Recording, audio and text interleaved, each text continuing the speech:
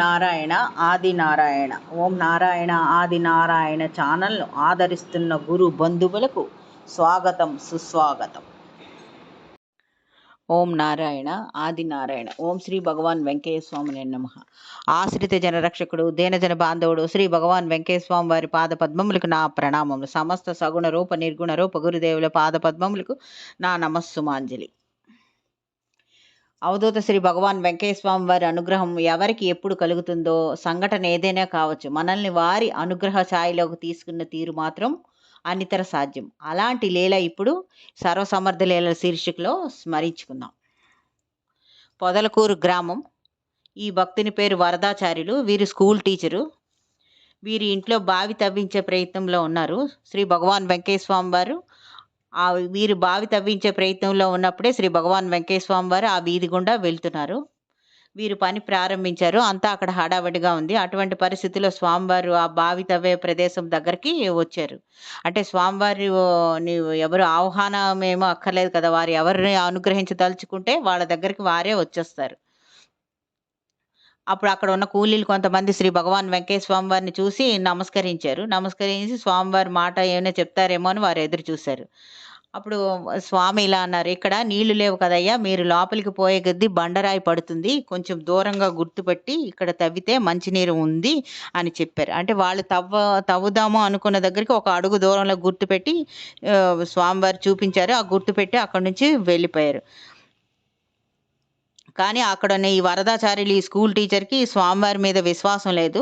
అతను ఇలా అన్నాడు అనమాట, పిచ్చి వెంక ఏదో చెప్పాడు, అది మనం పట్టించుకోని అవసరం లేదు, మీ పని మీరు చెయ్యండి అని మా స్వామివారి మాటకు విలువ ఇవ్వకుండా అతను చెప్పాడనమాట. వాళ్ళు అదే విధంగా పని కొనసాగించారు. వాళ్ళ తవ్విన ప్రదేశంలో స్వామివారు చెప్పినట్టే రాయి పడింది. ఎంత లోతుకు వెళ్ళినా వాటర్ పడలేదు. ఆఖరికి బ్లాస్ట్ కూడా చేశారు. బ్లాస్ట్ చేసినప్పుడు కూడా రాయి పగలలేదు, వాటర్ పడలేదు. డబ్బు కూడా చాలా ఖర్చు అయింది. డబ్బు అంతా నష్టమైంది. అంటే పిచ్చి వెంకయ్య అని స్వామివారు చెప్పిన మాట నిర్లక్ష్యం చేసినందుకు అతను వరదాచార్యులు మాస్టర్ గారు ఇప్పుడు ఫలితం అనుభవించారనమాట. వెంటనే స్వామివారు మహిమానుత్వం తెలుసుకొని ఆలోచనలో పడ్డారు.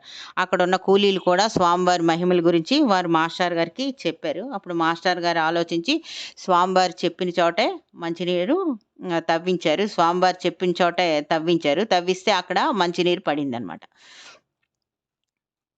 ఆ బావి అందరికీ, ఆ ఊర్లో ఉన్న వాళ్ళందరికీ ఎంతోమందికి ఉపయోగపడుతూ ఉందన్నమాట. అంటే స్వామివారి మాటలకు ఖాతరు చేయకుండా వృధాగా అతను చాలా డబ్బు నష్టపోయాడు. ఆ కర్మ కొంచెం క్షయం అయిన తర్వాత స్వామివారు చెప్పినది అతను గుర్తించాడనమాట. అప్పుడు స్వామివారి మీద వారికి విశ్వాసం కలిగింది. అప్పటి నుంచి స్వామివారిని సేవించుకుంటూ ఉన్నాడు అతను. ఇంకొక లీల, స్వామివారి ఇనుకుర్తి ప్రాంతంలో పర్యటించేటప్పుడు అక్కడ ఒక పాఠశాల వద్ద అగ్నిహోత్రం వేసుకొని ఉండేవారు. అందరికీ మంచి చెడులు చెప్తూ ఉండేవారు అనమాట. అక్కడికి తులసమ్మ మాత వచ్చిన వారందరికీ వంట చేసి ఆమె పెడుతూ ఉండేది. అక్కడ ఉన్న స్కూల్ పిల్లలు కూడా వచ్చి స్వామివారి దగ్గర ప్రసాదం తీసుకొని వెళ్తూ ఉండేవారు. అప్పుడు శ్రీ భగవాన్ వెంకయ్య స్వామి వారి దగ్గర గోపాలయ్య స్వామి వారు, రామయ్య, మల్లిక వెంకయ్య వీళ్ళంతా మొదలైన సేవకులంతా ఉంటూ ఉండేవారు. వారంతా స్వామివారి గుండానికి అగ్నిగుండాలు తీసుకొచ్చి వెళ్ళి కట్టెలకు తీసుకొచ్చి కట్టెలు కొట్టి తీసుకొచ్చి ఇస్తూ ఉండేవారు. ఇనుకుర్తి ప్రాంతం అన్నమాట అది.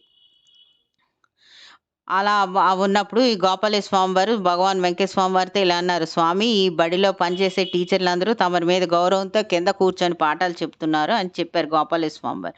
అప్పుడు స్వామివారు ఇలా అన్నారు, అయ్యా వారు పిల్లకాయలకి గురువులు కదయ్యా, పైన కూర్చొని చెప్పాలని వాళ్ళ గౌరవాన్ని నిలబెట్టి తమ ఉత్తమ సంస్కారాన్ని తెలియజేశారు.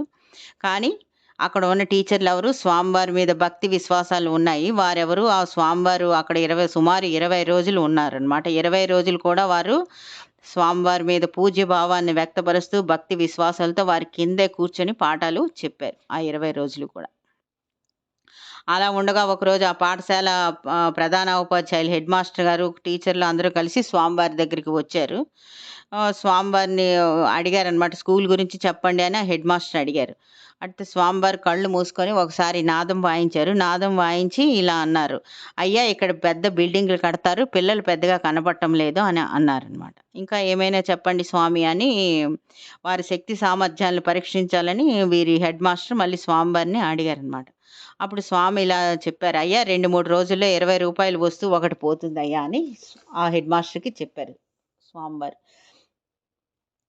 ఆ మాట విని స్వామివారి వద్ద సెలవు తీసుకొని వాళ్ళు బయటకొచ్చి నవ్వుకున్నారు. ఎందుకంటే ఆ రోజు శుక్రవారం, మరుసటి రోజు శనివారం, తర్వాత ఆదివారం 2 రోజుల పాటు స్కూలుకి సెలవులు, తాళాలు వేసుకొని ఎవరిళ్ళకి వాళ్ళు వెళ్ళిపోతాము. ఇక వస్తువు ఎక్కడ పోతుందని వారు అనుకున్నారనమాట. అదే విధంగా శని, ఆదివారం గడిచిపోయింది. 3 రోజులు గడిచిన తర్వాత సోమవారం వచ్చి తాళం తీసి చూస్తే స్వామివారిని పరీక్షించాలని హెడ్ మాస్టర్ గారు చూసారు గదా! అతని రూమ్‌లో ఒక చెక్క కుర్చీ పోయిందనమాట. స్కూల్ మొత్తం వెతికారు. అందరిని విచారించారు. కానీ ఆ స్కూల్ ఎక్కడ కుర్చీ అక్కడ దొరకలేదు వారికి. అంటే ఈ హెడ్ మాస్టర్ స్వామివారిని పరీక్షించాలని అనుకోని ఆ ప్రశ్న అడిగారు. దానితో ఈ రూ. 20 కుర్చీ పోతుందని చెప్పారు. వారంతా మొత్తం స్కూల్ అంతా వెతికారు. అందరిని అడిగారు. కానీ ఎక్కడా కుర్చీ దొరకలేదు. అప్పుడు వారికి స్వామివారి మహిమ అర్థమైంది. అంటే స్వామివారు చెప్పిన వస్తువు ఇదే అని ఎందుకంటే దాని ధర రూ. 19.50 19.50 ఆ కుర్చీ ధర రూ. 19.50 అనమాట. స్వామివారు రూ. 20 వస్తువు ఒకటి పోతుందని వీరికి చెప్పారు కదా! స్వామివారు చెప్పిన వస్తువు ఇదేనని వారికి అర్థమైంది. వారికి స్వామివారి మీద భక్తి శ్రద్ధలు ఆ సంఘటనతో ఆ హెడ్ మాస్టర్‌కి కూడా పెరిగాయి.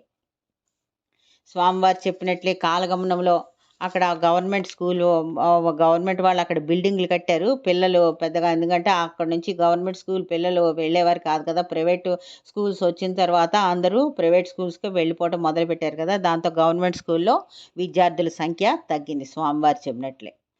ఈ విధంగా స్వామివారు స్కూల్ భవిష్యత్తు చెప్పారు. ఈ భక్తుని పేరు వేలూరు లక్ష్మీప్రసాద్, తలుపూరు గ్రామం. వీరు స్వామివారి భక్తులు. చిన్నప్పటి నుంచి స్వామివారిని సేవించుకున్నారు. వీరు చిన్నప్పుడే స్వామివారు వస్తూ ఉన్నప్పుడు వీళ్ళ ఇంటికి వస్తూ ఉండేవారు. స్వామివారిని చిన్నప్పటి నుంచే సేవించుకున్నారు. స్వామివారితో కలిసి నిద్రించడం, స్వామివారి దగ్గర ఆడుకోవడం అలా చేస్తూ ఉండేవారు. అందరూ వ్యవసాయము చేస్తూ అతను వ్యవసాయం చేస్తూ ఉండేవాడు. వ్యవసాయం అప్పుడు ఆ సంవత్సరం అందరూ పొగాకు వేస్తున్నారు. ఈ ప్రసాద్ గారు కూడా శ్రీ భగవాన్ వెంకయ్య స్వామి వారిని అడిగారు. పొగాకు వేయాలా అంటే స్వామివారు వద్దు అని చెప్పారు వీరికి. కానీ అందరూ వేస్తున్నారు కదా అని అతను కూడా పొగాకు వేశాడు. ఈ లక్ష్మీప్రసాద్ కూడా. దాంతో ఆ సంవత్సరం బాగా నష్టం వచ్చింది. అతను కోలుకోవడానికి చాలా సంవత్సరాలు పట్టింది.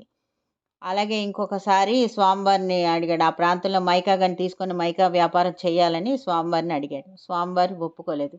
కానీ ఒప్పుకోకపోయినా అతను చేశాడు. అందులో కూడా బాగా అతను నష్టపోయాడు. ఇతనికి రజని అనే అమ్మాయితో వివాహం నిశ్చితార్థం జరిగింది. స్వామివారు చెప్పారు. తిరువళ్ళూరులో వివాహం చేయమని చెప్పారు. కానీ వీరి మామ ఈశ్వరనాయుడు వినకుండా ఊర్లో వేణుగోపాల స్వామి గుడిలో వివాహం జరిపించారు. తర్వాత వీరు చాలా కష్టాలు పడ్డారు. తర్వాత శ్రీ భగవాన్ వెంకయ్య స్వామి వారు వీళ్ళకి వ్రాయించిన అదృష్ట చీటీలో 60 సంవత్సరాల వయసులోపుగా ఒకసారి తిరువళ్ళూరు వెళ్ళి నిద్ర చేసి రమ్మని ఆశీర్వదించారనమాట. అంటే 60 సంవత్సరాల వయసులోగా ఒకసారి తిరువళ్ళూరు వెళ్ళి నిద్ర చేసి వస్తే ఈ కష్టాలన్నీ తీరుతాయని వీరికి ఆశీర్వాద అదృష్ట చీటీ వ్రాసి స్వామివారు వీరికి అనుగ్రహించారు. వీరిద్దరు భార్యాభర్తలిద్దరూ స్వామివారిని భక్తి శ్రద్ధలతో సేవించుకుంటూ ఉంటారు. వీరికి 2 సంతానం, ఒక అమ్మాయి, ఒక అబ్బాయి. స్వామివారి అనుగ్రహంతో వాళ్ళ చదువులు కూడా చక్కగా సాగాయి. వీరి అబ్బాయి జపాన్ దేశంలో సాఫ్ట్‌వేర్‌లో ఉన్నాడు. సాఫ్ట్‌వేర్ ఉద్యోగంలో మంచి ఉద్యోగంలో ఉన్నాడు. మంచి సంపాదన పరుడు కూడా. ఇంక వీరి అమ్మాయి పేరు కాత్యాయని. ఆ అమ్మాయి బీకామ్ 2వ సంవత్సరం చదువుతున్నప్పుడే శ్రీ భగవాన్ వెంకయ్య స్వామి వారు ఈమె రజని గారి కలలో కనిపించి ఒక అబ్బాయిని చూపించారు. జయచంద్ర అనే అబ్బాయిని చూపించి, ఈ అబ్బాయి అయితే మన అమ్మాయికి సరిపోతాడని చెప్పారు. అదే విధంగా కల వచ్చిన వారం రోజులకే ఆ సంబంధం ఖాయము అయింది. ఆ కుర్రవాడు ఎంటెక్ చేశాడు. పిల్లవాడికి స్వామివారు ఎవరినైతే చూపించారో వారం రోజుల తర్వాత ఆ అబ్బాయి వచ్చాడు. ఆ అబ్బాయితోనే వారి అమ్మాయి వివాహం జరిగింది. ఓం నారాయణ. ఆది నారాయణ.